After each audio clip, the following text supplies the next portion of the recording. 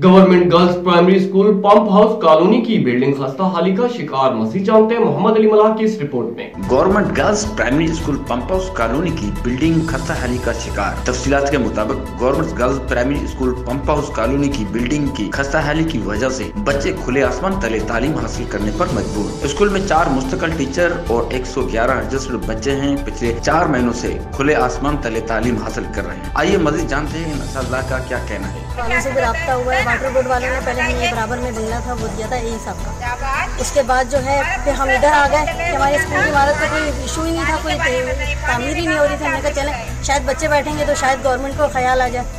चले हम यहाँ आके बैठ गए। हमारा सामान सारा उधर रखा हुआ है कि वहाँ पे किसी और को शिफ्ट कर दिया। वल्लाह आलम जो भी उनका मसले हैं।